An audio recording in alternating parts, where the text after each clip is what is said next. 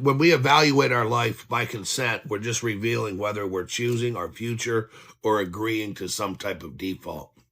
And if you're like me and been a people pleaser with low self-esteem through most of your life, most of my life's been lived by default because I was always afraid to speak up for myself. And I would have to people please because if I didn't people please or give, um, then I wouldn't be accepted. And that kept me busy from accepting myself and clear until I got later into my 40s, where I had to do some work to rewire my brain that my validation comes from within. I was a highly skilled individual my entire life. I'm good at construction. People came to me for advice. But when it came to a personal level, I would have to hide my true feelings and just be a people pleaser and agree to things, even though it made me uncomfortable. You would always see me being nice, but it was people pleasing. Now, don't get me wrong. Sometimes I was doing it out of kindness, but usually I was always being nice so people wouldn't have to suffer like I did because I knew what it was like to not have help. So I went and helped everybody until that load became so much it actually sunk me down into my life. Hence why I do these courses. I'm not a doctor. I'm not a therapist.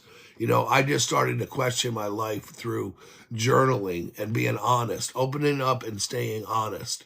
So knowing that and knowing that we've gone through 2 weeks together, and we talked about some values to consider of what's important in your life. And we want to focus on that. And what I'm looking for is how we started this course on, remember, our 1, 2, and our 3.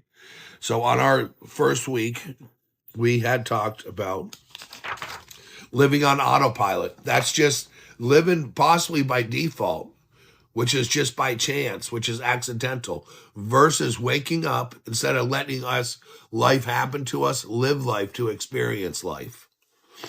And I've gone over a little list of things that we've talked about to where if our days blur together, when we're functioning, but we're not experiencing life, we're only functioning. When we're scrolling a lot, and most importantly, when you're downtime, when you get some time off and it just doesn't feel like you got any rest, that's a sign that life is happening to you instead of you living life.